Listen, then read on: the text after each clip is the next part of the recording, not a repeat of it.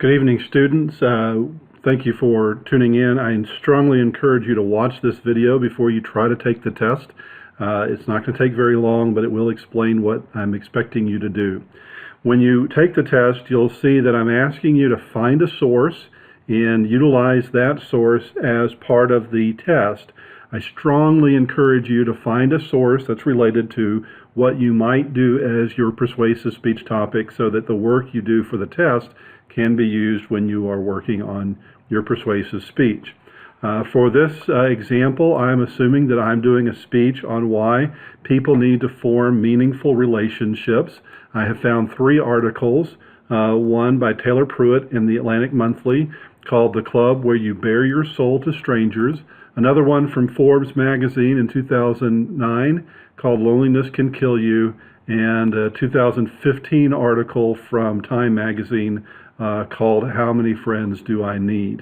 So I'm going to use these 3 throughout my time in doing this. One of the things that you discover is when you need to, or when you find a source that you need, one of the first things that you want to do is to make sure you've got all of the bibliographic information for that so that you can cite that appropriately on the outline.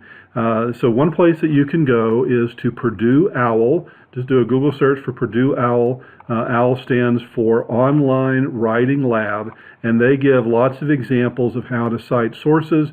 You're going to work within MLA, that stands for Modern Language Association, and you're going to use the MLA format. And really what I would do is find the kind of source that you're needing to cite, copy it and paste it into your example, and then you can, or your paper, and that way you can just simply fill in the blanks from what they've got there. Okay, so for my example here, I've got the example from Purdue OWL, Susan Lundman, How to Make Vegetarian Chili, E. Howe, the URL, and the date accessed. In reality, what she needed to do, or he needed to do, whoever did this, needed to put the name of the author, last name first name last, and a period. Then, how many friends do I need? That's the title of the article, the date, the time that the publication is from, and then the date that it was written. This one was written on, and you put the day first, the 18th of March 2015, the URL, and then the date that you accessed it, right? I'll give you another example. This is the example from Forbes magazine that I found. I'll put that in there like that. Again, the author's name, last name first name last, the title of the article, the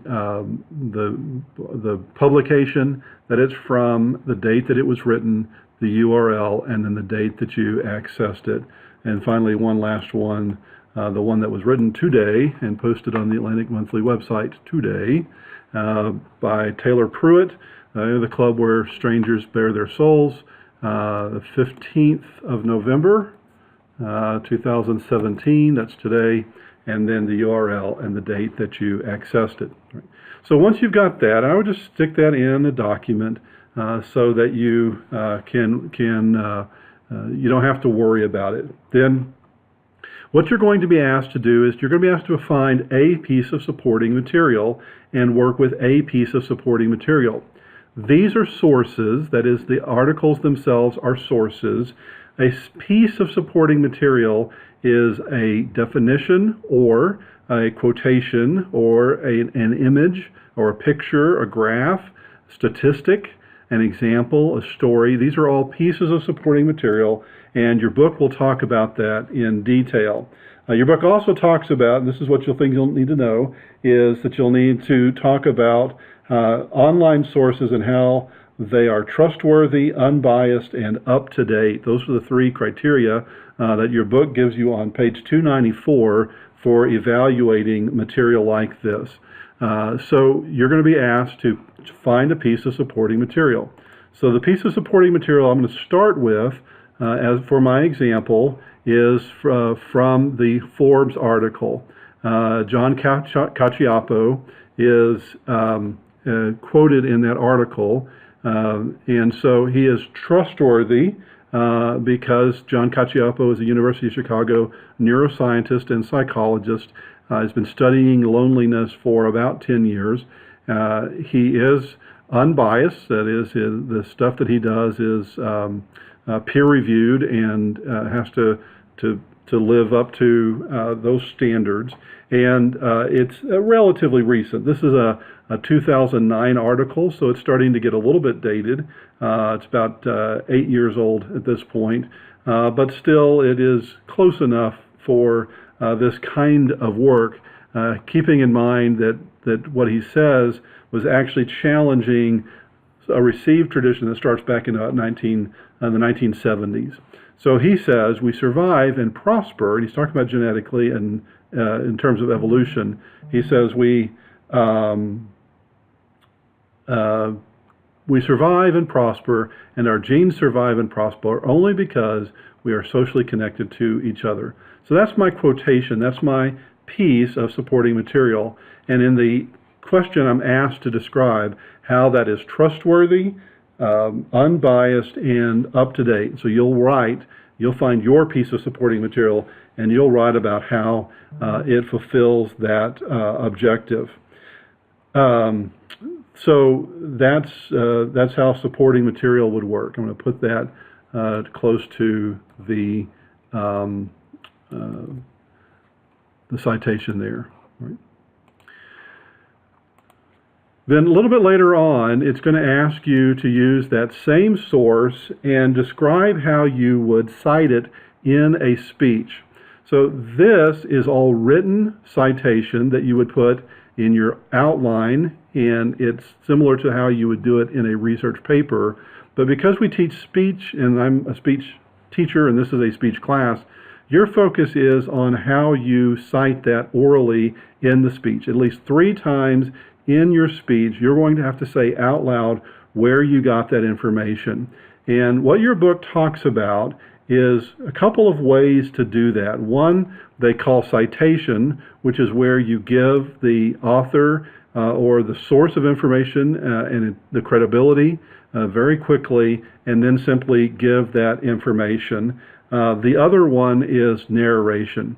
All right, so for this Time Magazine article, so now I'm working with this one here, I'm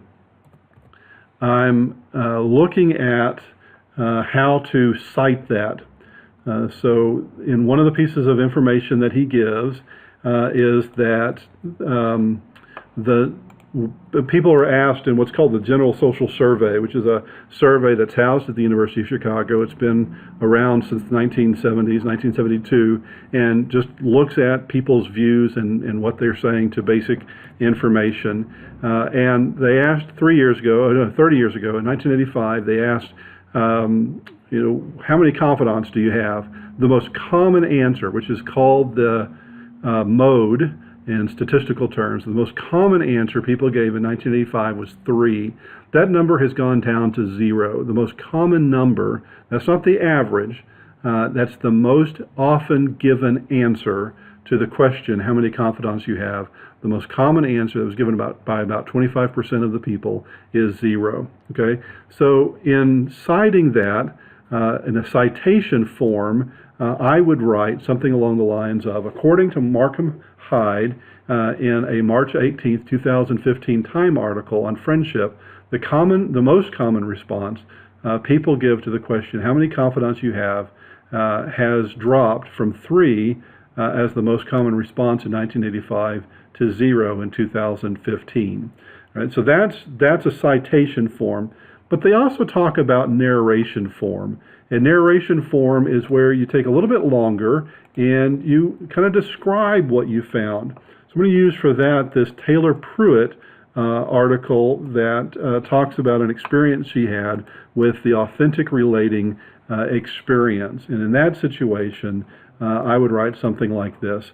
Taylor Pruitt, a writer in Austin, Texas, visited a session of authentic relating. She described authentic relating this way in a recent Atlantic Monthly article entitled "The Club Where You Bare Your Soul to Strangers." She wrote, "Authentic relating uses exercises or games to teach and facilitate the skills like curiosity and empathy necessary to quickly create deep, meaningful human connection. The evening that she described as game night began by having 30 or so attendees pretend to be their 10-year-old selves on a playground, and then their adolescent selves at a high school dance. The games or exercises became progressively more intimate as people were guided to open up and receive feedback from other peers in the group. So that's more of a narration form, but notice that in both situations, I'm telling you where I got the information, why it matters, and trying to relate it to the information that is being given. All right, so now you've got the first two parts that you'll be expected to do with your own source on the test. The last thing that you'll be asked to do is that you'll be asked to create an explanation for how that might work with a claim, evidence, and warrant format. So you'll look at the book and look up the terms claim, evidence, and warrant. But a warrant is something that comes from Stephen Toulmin's model of rhetoric. He suggests that evidence is not self-evident, that you have to make a logical link between the evidence that you're giving and the claim that you think it supports. In my example, I'm going to write the claim. The claim is people need meaningful relationships to survive. That's a claim of fact. That is not a fact. That is a claim of fact. I'm making a claim. Claims are contentious. They're persuasive. They're meant to try to move people in one direction or the other. Things that are obvious are facts themselves. Your claim of fact is what you're trying to validate, something you're trying to prove. Right? So that's my claim. The evidence I'm using is going to go back to this University of Chicago psychologist, John Cacioppo, and I'm going to provide the evidence. The University of Chicago psychologist, John Cacioppo, was quoted in a 2009 Forbes article saying, we survive and prosper, and our genes survive and prosper only because we are socially connected to each other. And then the warrant, and this is important, the warrant has to stay within the logic of the article.